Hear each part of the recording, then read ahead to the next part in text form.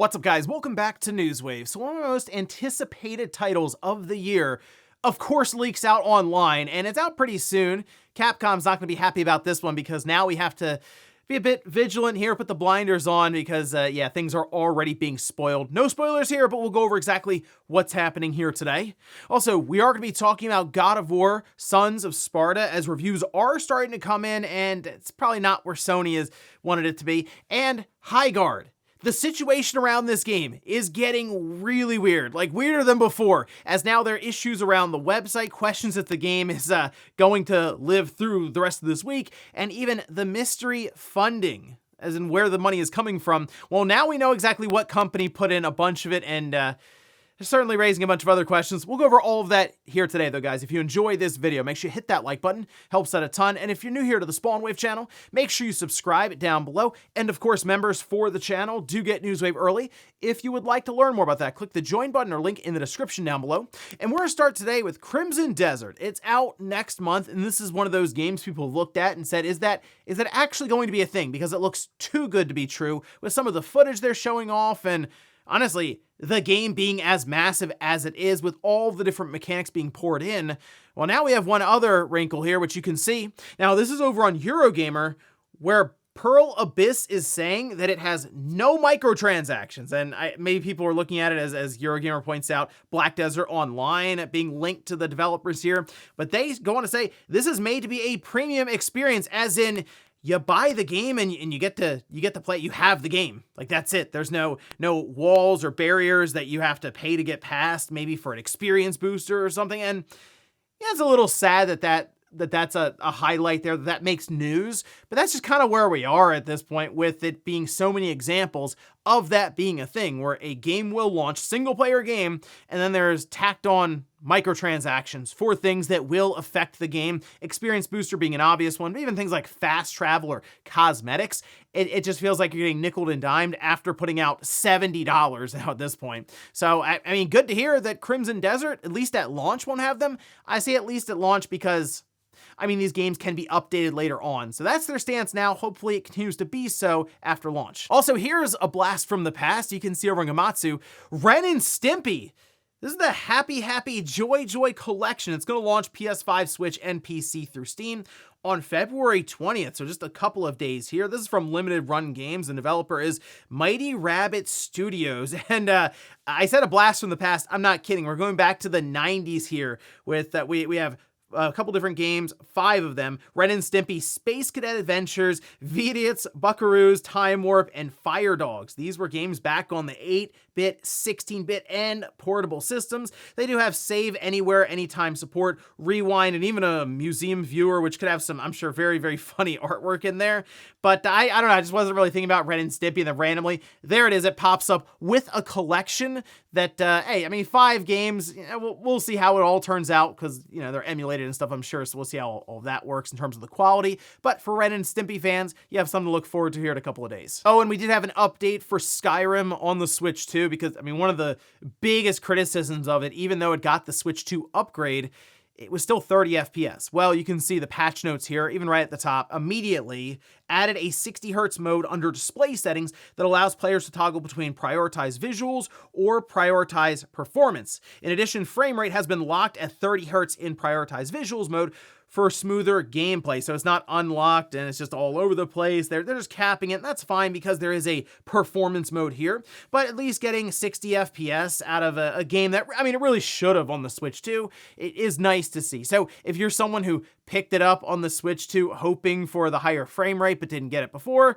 that update is now live. So go ahead, download it, apply it for the game, and check it out now on your Switch 2. And guys, with some of the quick news out of the way, let's get into the bigger stuff. Let's start right away with a massive game that's now leaked out more than a week before its official release, and that's Resident Evil Requiem, or Resident Evil 9. And this is a game that I've been looking forward to for really since it got announced, because it looks awesome. Every time Capcom has shown it, it's looked better and better, and they've revealed little bits and pieces, including Leon's, you know, big appearance there, which was awesome. Finding out that he's a playable character next to Grace, and even some callbacks to some of the older Resident Evil games in the most recent trailer. So to me, it's all lining up for an awesome RE experience. But part of that is going to be the discovery process of going through it for the first time and seeing the story. So now that I see things like the box art here with a person getting an early copy of the PlayStation 5 version, and this just appeared over on their subreddit for Resident Evil Requiem with the front and the back of the game, and well, the person has been apparently playing it. They're 4 or 5 hours in, the last that I saw. And yeah, they're just dropping information online, and I've seen it start to go around over on Twitter X, where at least bits and pieces of their playthrough and some of the things that they've looked towards, which, yeah, story-wise, that's kind of coming up even early on, but also their opinion on the game and where it sits. And I mean, so far it seems like they're at least enjoying the game, so that's good. I guess the big concern would be, hey, I got it and it's terrible after 4 hours, or there are game-breaking bugs, or the performance is bad. Nothing like that seems to have come up, so again, good news.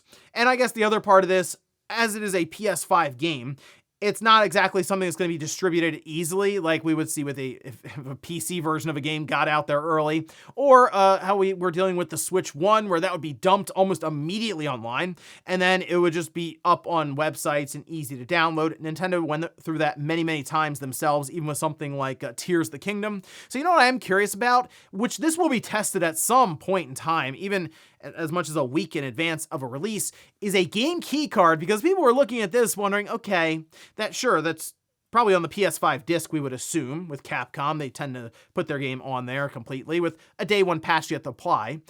But with a game key card, you're downloading the entirety of the game. So people are wondering if that is a way for Nintendo to mitigate any games leaking out even physically early, because the server won't be available until maybe a day or two before. I'm not really sure, to be honest. We'll have to see if that happens with, you know what, one game I'm thinking of is Pocopia, because that's a game key card, and it's actually a game that Nintendo is publishing in different regions, and one that I'm sure will have high priority to try to stop any leaks from getting out there. So we'll see if one of those sneak out the back door, fall off a truck at some point, and someone tries to load it up. But in this case, for Resident Evil Requiem, you have to be very careful, because even there, because I was scrolling through and I saw this, and immediately right below it, there were a couple bullet points of what was going on. I'm like, oh, that's enough for me. Even with the trailers for Capcom, I'm good. Like I've already pretty much committed to picking this game up day one and start playing it right away to just get through the story and not have to worry about being spoiled. So for this one, I do want to check it out on the Switch 2 as well, but I'm going to play it through it on the PS5 Pro. I'm more curious about the technical side for the Switch 2 with this game in handheld mode and portable, and how, of course, they compare. But we got a ways to go still. A week out, and stuff's already flying around online. I do wish Capcom had put a demo out at least. That would have been at least something to check out and play while I'm waiting for it to come out. But for now, blinders up. Just wanted to give you guys a warning. Keep an eye out, or not keep an eye out. But if you see a thread pop up online and it's like, hey, spoilers, Resident Evil Requiem, you might go in that, oh, it's not going to be spoiled yet because the game's not out. No, stuff might just be flying around online and people are reposting it and trying to summarize everything that's happening, so watch out. Next up, let's talk about Highguard, which is a very strange situation that keeps getting weirder. Certainly it's spiraling now for Highguard, and it hasn't even been a full month since the game released officially after that big Game Awards reveal that also didn't go over well online. Well, now if you look at their website, yeah, it's down. It's very, very strange. It says site unavailable. It says to please contact their support, and some noticed that the Discord wasn't even pointing to apparently the correct Discord. So some are theorizing that, hey, maybe they typed it in incorrectly for their like 404 page that would then slot in here if there's something wrong with the website. But I mean, if this was an error that just, okay, there's an issue, we'll get it sorted out. You figure this would happen, this be here for an hour, maybe 2 hours. It's still like this at the time of recording, and it's been like this all day. So naturally, people are wondering, is that kind of it for Highguard already? Well, then we do have some who have reached out to Wildlight, like for example over Kotaku, Ethan Gotch said that the Highguard website has been down all day. I asked Wildlight why and when players might expect an update on the game's roadmap, and the PR declined to comment. Well, that's not good. And then things get even more interesting because, well, GameFile, Steven Totillo, managed to find out who one of the biggest backers was for this game, because that is another question that was coming up. This doesn't look like a cheap game necessarily to put together. They themselves, Wildlight, said it was, I think, a 3-year project or so.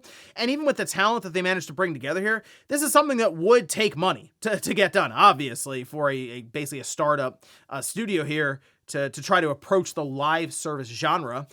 Well, this is from GameFile saying Chinese gaming giant Tencent was the undisclosed lead financial backer for Wildlight Entertainment, the studio behind 2026's most tumultuous game launch. Sources familiar with the matter tell GameFile. Neither company has previously discussed the financial relationship, and reps for both did not provide a comment by press time. I think we had discussed this before, and I say, hey, it'll probably be Tencent randomly pop up, just kind of jokingly. Well, no, apparently that's the case. So the people are now connecting dots between Jeff Keighley and Highguard and Tencent and the Game Awards. And look, so here's the way I would see this with Tencent.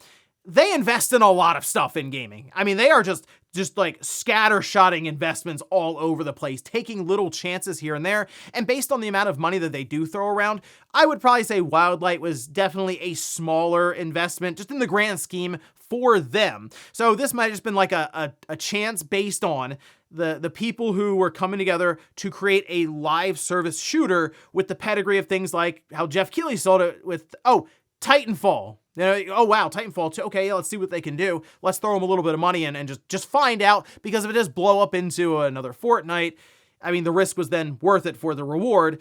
And if not, well, then the website goes down a few weeks after the game comes out and we all just kind of move on. And right now, that's kind of how people are looking at this. Like, this might be it. Highguard might be something that lasted seriously a few weeks and they're just out. I mean, I looked at the Steam DB while this was all going on for concurrent players. Honestly, I think the website being down has once again knocked confidence, and why wouldn't it? Of course, down a few pegs because the concurrent player count went below 900 people on Steam, and it's just not going to work with that few of people. I know there's the PS5 and the Xbox Series that's at least adding on players, but even if you go, hey, maybe all three of them have 900 players, that's not enough. I mean, we are indeed then talking about, sure, Concord levels, but Concord you had to buy. This is just a free-to-play game, so there is no barrier of entry, and to me, looking at it, I do think this is kind of it for Highguard. I don't know if the website will ever come back. I don't know if we'll ever get a statement,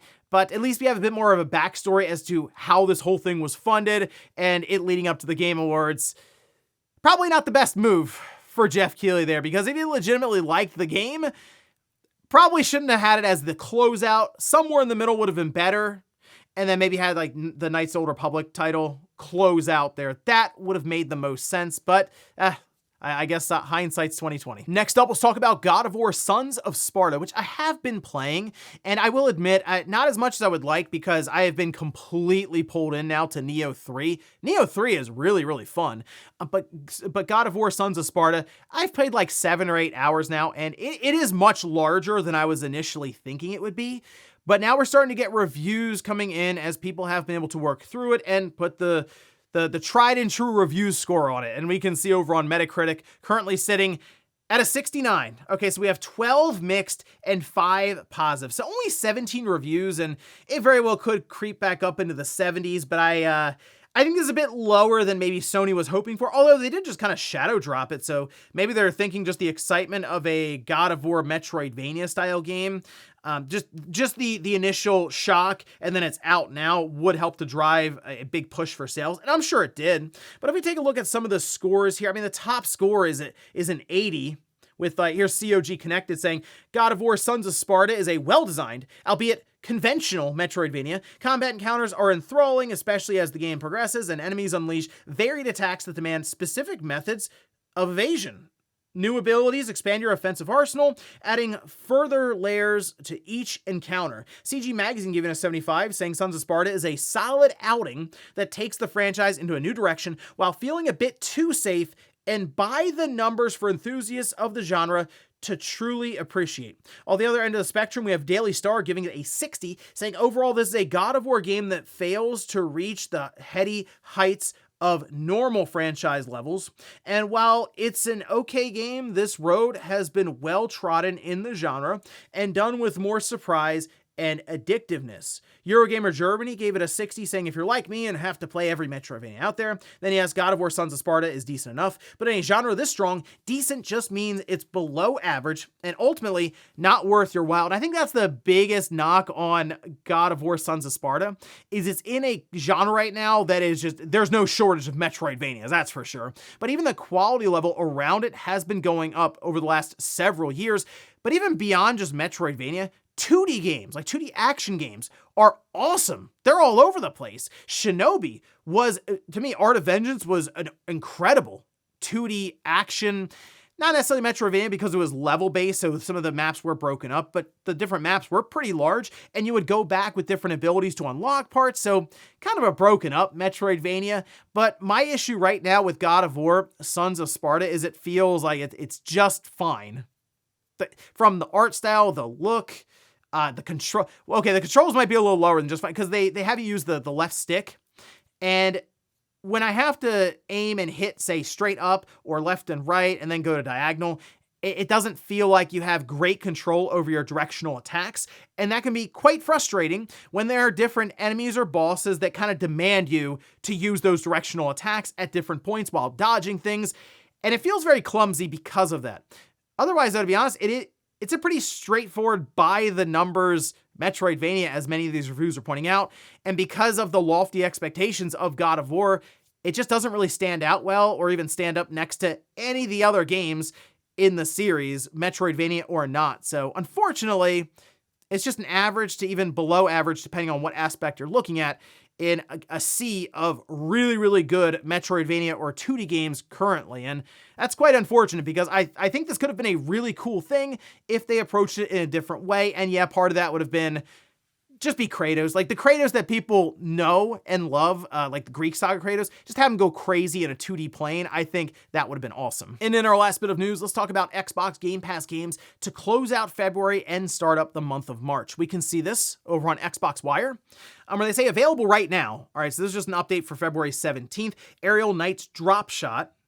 We have Avatar Frontiers of Pandora and Avowed. That's with Game Pass Premium for Avowed. Now, we move up to February 19th, starting tomorrow. We have Death Howl. That's Game Pass Ultimate, Premium, and PC. We also have EA Sports College Football 26. That's Game Pass Ultimate. The Witcher 3, Game Pass Ultimate and Premium. Moving up to February 24th, TCG Card Shop Simulator. That's in game preview. That's Ultimate, Premium, and PC. February 25th, we have Dice A Million. That's on PC specifically there. And then we have Towerborn. That's on February 26th. That's the full game release. That's Ultimate, Premium, and PC. Final Fantasy III on March 3rd. They've been doing this where each month they've been kind of spacing these out, but dropping some of the classic Final Fantasy games, which is awesome. But that's Game Pass Ultimate, Premium, and PC, alongside of Kingdom Come Deliverance 2 on Ultimate, Premium, and PC. That's a good one there too. Again, the game didn't really click with me. I'm not as into some of the games that are maybe a bit more tedious with character and inventory management like this is. So this is like really testing, I think, patience if you're into RPGs, but maybe some of the survival and management stuff isn't necessarily something you're excited to experience. But I do see the potential in the world and why people like the game as much as they do. So that is a really good get for Game Pass as well. Otherwise, though, not a bad month, all things considered. I still need to get to High on Life 2. Again, Neo 3 and God of War Sons of Sparta have been kind of eating up my time. I will get to High on Life 2. It's just a lot of games are hitting right now. They're all over the place. So you can say there's just too many games, but really it's just not enough time. And before we go to the comment of the day, we'll take a look at the poll that I posted up yesterday, where I ask, if a single-player game has microtransactions, is that a deal breaker for you? 63% say yes, 37% say no. So I saw some people in the comments say, hey, there's a little nuance here. If it's almost required, it feels like it's required, as in the game is pushing you towards that experience booster, then yeah, that would be a deal breaker for me, especially if I picked up on it in previews or in reviews. I'd probably hold off on the game then. But some were saying, you know what, if it's cosmetic based, if it's something where parts of the map are revealed early and I can just kind of explore on my own and find the same stuff, then yeah, it doesn't really matter to me. If it's a game that I'm really looking forward to, and I think that's a big caveat, because if it's a game you're kind of already on the fence on, you might go, nah, that's fine. But if it's like a game of the year contender, a game you've been waiting years and years for, and then right at the end, like 0 hour, they go, oh yeah, there's some microtransactions so that your armor is blue if you want it to be. I do think many people go, all right, whatever, as long as it's not really affecting the gameplay. So it was an interesting thing to see, especially after the Crimson Desert microtransaction stuff, where they were just foregoing that completely at launch, started to make the headlines, wanted to see where people were standing with it. And we'll finish up with the comments of the day as you're seeing here. This is from Lex, who says, I'm tired of hearing about RAM and layoffs. Unfortunately, you're going to continue to hear about both of those because the whole thing with RAM is completely affecting hardware that's already released and that's upcoming or we're hearing about is being planned currently with things like the PlayStation 6 or the next Sony handheld, or if the Switch 2 will go up in price. But layoffs, yeah, it's going to continue as well. With this whole AI push right now, the belief is that AI agents can replace most office work and then also most programming and in turn most development. So I don't know how well that's really going to work. One of these studios is going to attempt it, I'm sure. Whether it's a new startup who goes, hey, 3 of us can run the studio and we'll have 100 AI agents and they'll help to make the game completely and we'll just oversee it. Or, I don't know, there's probably a company or a studio out there that'll fire 80% of their workforce and attempt to plug in AI. So, unfortunately, you're going to keep hearing about RAM and you're going to keep hearing about layoffs, at least until the AI bubble bursts, and then you'll probably hear more about RAM and more about layoffs. So it's kind of an infinite loop at this point. And ladies and gentlemen, that's going to do it here for Newswave. If you enjoyed this video, guys, hit that like button. If not, hit the dislike. Leave comments down below about everything we talked about here today. If you missed yesterday's Newswave, I'll leave it up here on a card. Or maybe you want to see a recent breakthrough in the PlayStation 3 modding scene where even the Super Slim can now be completely opened up and jailbroken. I did a video detailing and going over that, and I'll leave that right below. Thanks guys for watching, and I'll see you next time.